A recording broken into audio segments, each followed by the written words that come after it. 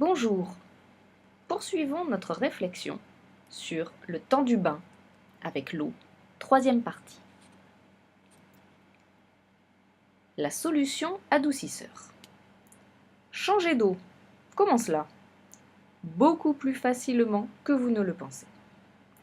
Commencez par interroger votre plombier. Il aura immédiatement une solution à vous proposer. Il vous parlera adoucisseur d'eau. Pourquoi pas?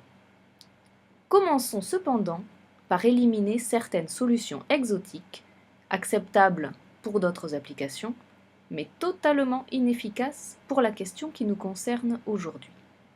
Les traitements de l'eau par module électromagnétique. C'est vrai, ces adoucisseurs ont l'avantage d'être très bon marché. Mais même bon marché, ils sont encore trop chers puisqu'ils ne servent à rien. Par électromagnétisme, on peut en effet empêcher le calcaire de se dissoudre dans l'eau, ou plus précisément, l'obliger à précipiter sous forme de petits cristaux. Cela pourra plus ou moins limiter l'encrassement de nos conduites et notamment des radiateurs s'ils fonctionnent avec de l'eau chaude. Mais ces cristaux de calcaire seront dissous à nouveau avant même d'avoir atteint la paume de votre douche. Et quand bien même ne le serait-il pas complètement, qu'il se retrouverait tout de même sur les pelages avec une capacité de nuisance inchangée. Bien entendu, votre plombier, s'il n'est pas très honnête ou pas bien informé, vous soutiendra le contraire. Mais il se trompera, comme vous le répondront sans appel les fourrures de vos chiens si vous aviez la faiblesse de le croire. Vous avez sous les yeux un adoucisseur électromagnétique très contesté de façon générale, mais de toute façon totalement inadapté en toilettage. Non, exigez de votre plombier une solution réellement professionnelle. Les seuls adoucisseurs acceptables sont ceux qui fonctionnent avec du sel. Vous avez sous les yeux un exemple d'adoucisseur avec sel. À droite, la cuve réserve de sel. À gauche, l'adoucisseur proprement dit, qui contient les résines. Au-dessus, le système qui permet la programmation. Il en existe de nombreux modèles, mais le principe est toujours le même. Il consiste à faire passer l'eau dure sur une résine, sur laquelle sont fixés des ions sodium. Les cations calcium de l'eau dure sont échangées lors de leur passage sur la résine en ion sodium. Si l'on mesure le titre hydrotimétrique de l'eau ainsi traitée, on constate qu'il a baissé, rejoignant celui d'une eau douce.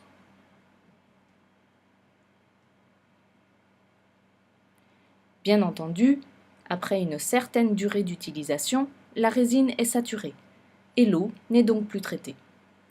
Il faut alors régénérer la résine.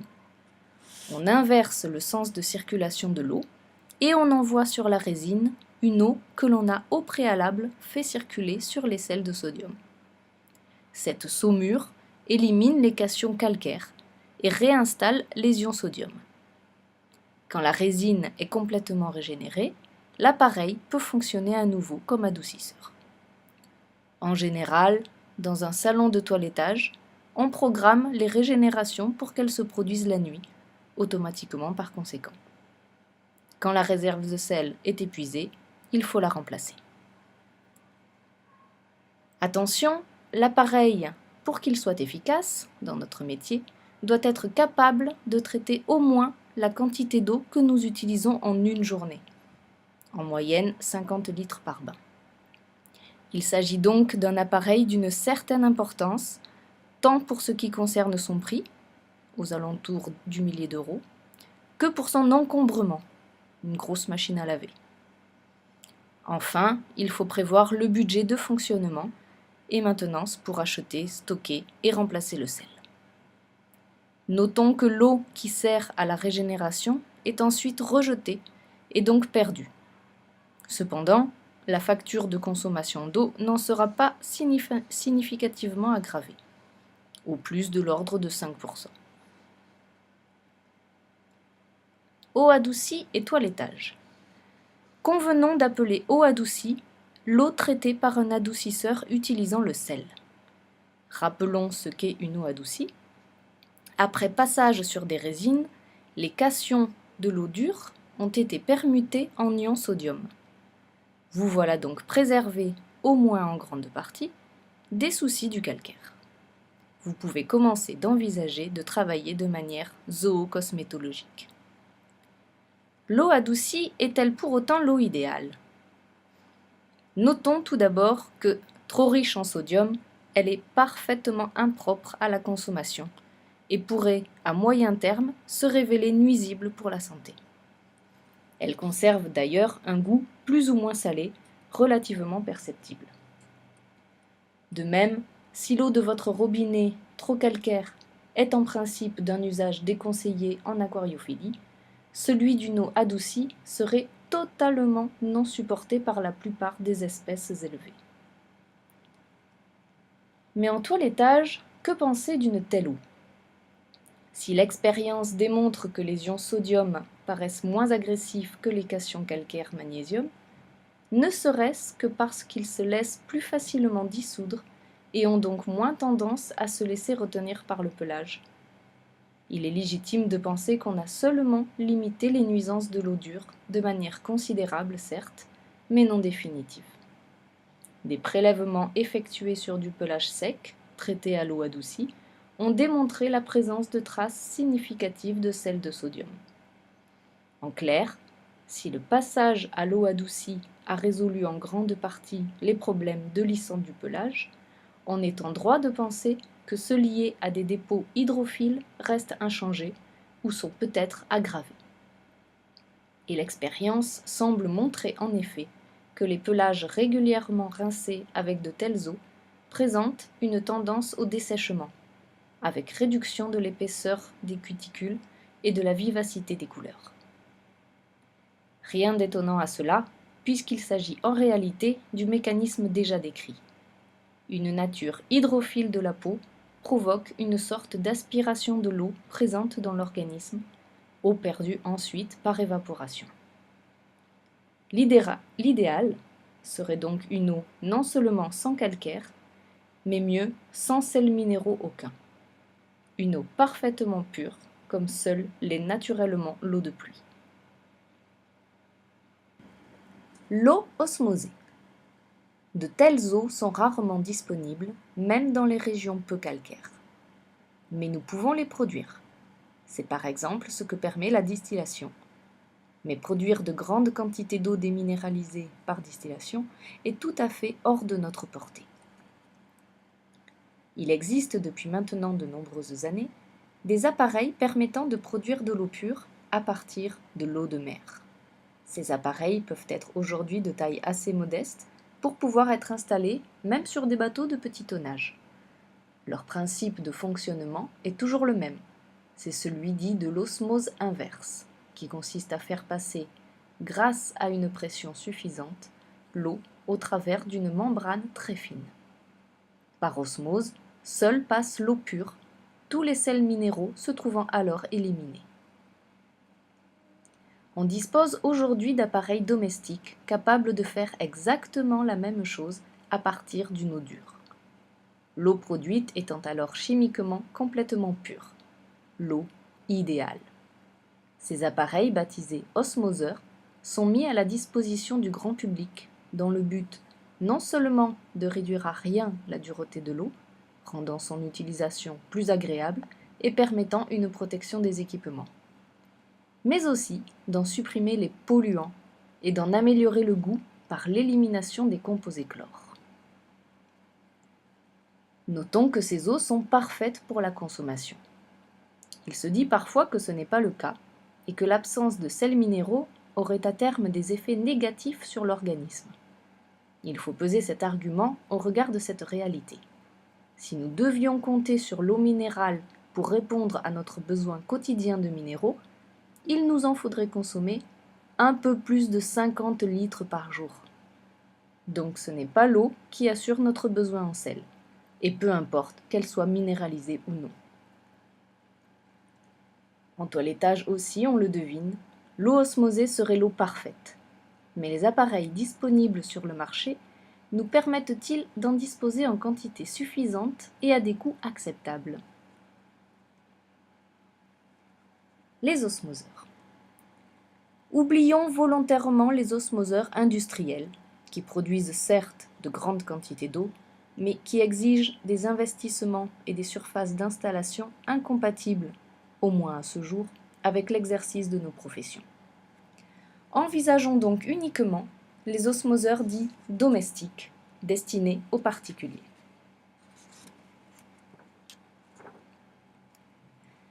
Vous avez sous les yeux un modèle d'osmoseur domestique. Il comporte d'abord 3 préfiltres. Ce modèle comporte une pompe, dont nous verrons qu'elle a pour effet d'améliorer le rendement de l'osmose. Nous en reparlerons. Enfin, au-dessus, l'osmoseur proprement dit, qui comporte la membrane à travers laquelle va se réaliser l'osmose. La plupart des modèles disponibles sont en fait composés de cartouches. Une première cartouche est un filtre dit à 5 microns, qui a pour mission de fixer tous les sédiments et autres impuretés en suspension dans l'eau. Une seconde cartouche est un filtre à charbon actif, qui neutralise le chlore présent dans l'eau, ce qui protégera la membrane permettant l'osmose, contenue dans la dernière cartouche. Certains modèles proposent une cartouche supplémentaire de filtration préparatoire. Dans tous les cas, la dernière cartouche est celle où se produit l'osmose inverse. Elle comporte 2 sorties. Une sortie pour l'eau osmosée et une sortie pour les concentrats, sortie qui passe par un restricteur de débit, ce qui permet un rinçage en permanence de la membrane. Le débit d'un osmoseur est toujours assez faible. Il dépend de la pression de l'eau, bien sûr, et de son degré de dureté, ainsi que de sa température.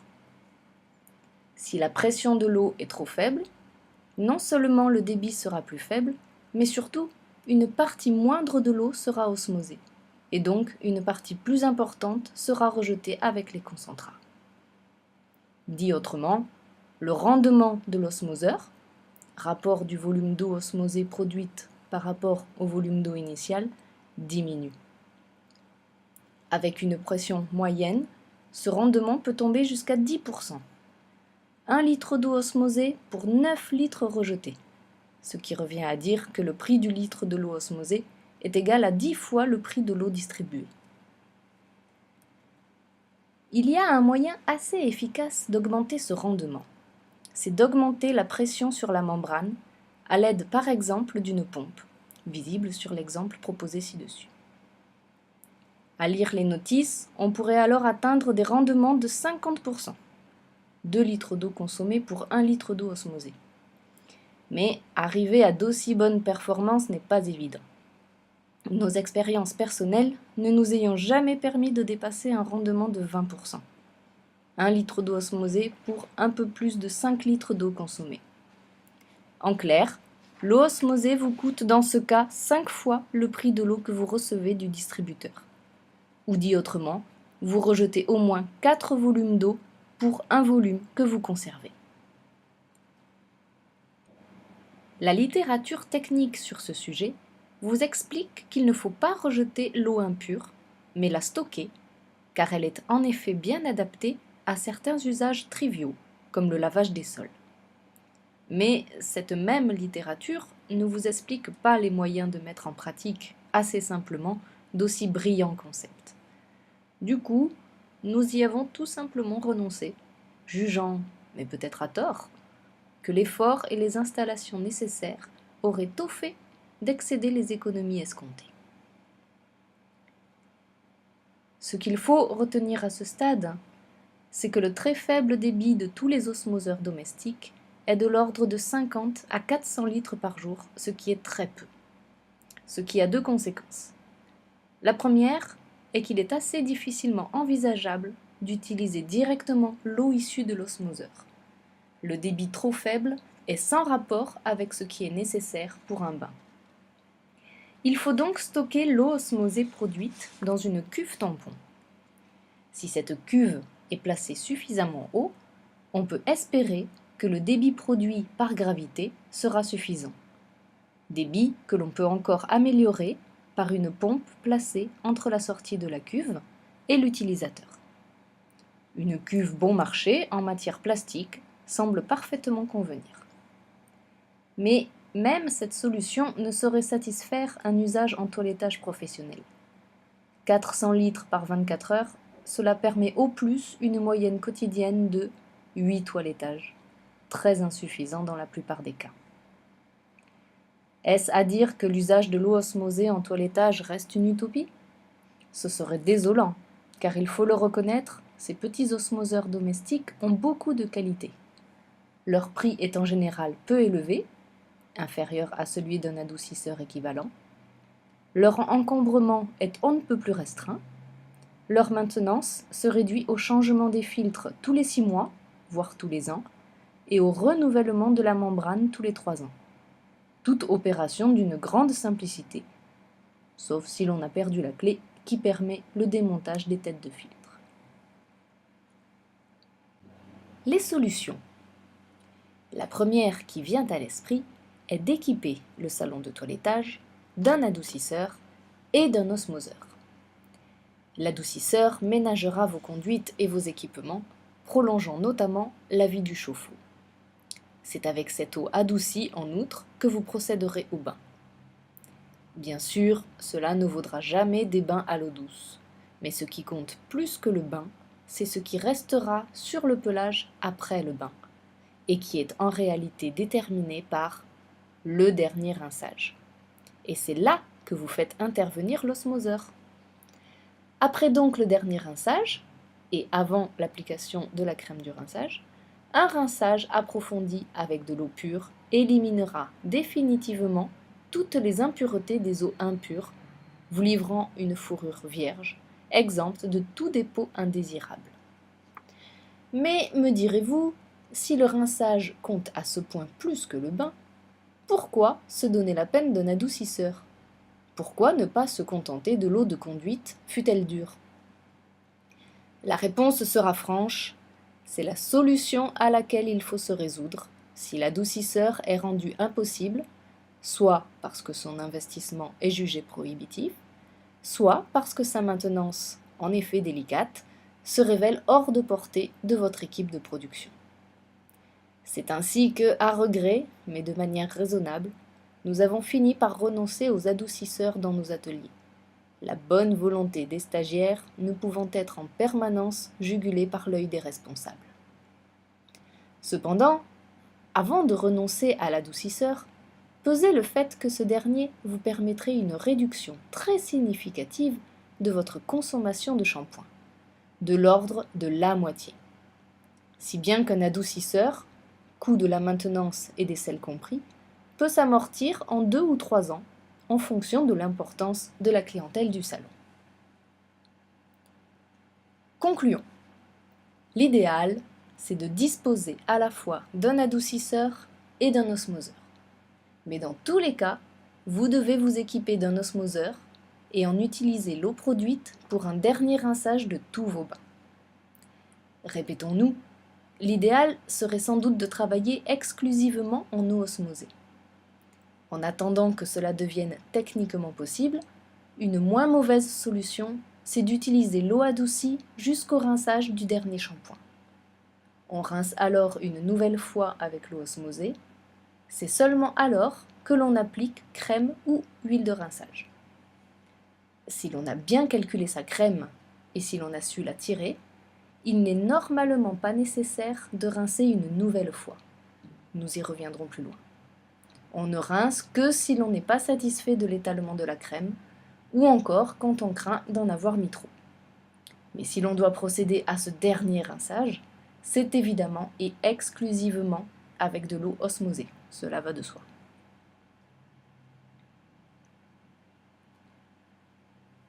Cas des régions où l'eau est plus douce. Dans tous les cas, y compris si vous habitez une région où l'eau est naturellement douce, oui, à notre avis, y compris dans cette circonstance. Car une eau douce n'est pas une eau pure, nous l'avons compris. Et ce qu'il nous faut en définitive, c'est bel et bien une eau aussi pure que possible. Sans calcaire, certes, mais sans autres minéraux, sans impuretés physiques ou chimiques, sans chlore, cet autre ennemi féroce de la qualité des pelages. Ce que seul peut vous garantir, avec un investissement somme toute bien modeste, même un petit osmoseur à usage domestique. Quelques mots sur le chlore, toujours présent dans les eaux domestiques. Si l'on peut considérer qu'il n'aura pas d'effet pervers immédiat, au moment du bain, ou qu'il en aura peu, il est absolument impossible qu'il n'en ait pas, même à l'état de trace, sur le moyen et le long terme. Si vous visez un toilettage de qualité, vous devez absolument éliminer tout vestige de chlore avant d'envisager un séchage, qui fixerait définitivement cet ennemi dans la fourrure, par un rinçage approfondi et soigné avec une eau chimiquement pure, de l'eau osmosée. Je vous remercie pour votre attention et retrouvons-nous pour la suite de ce cours.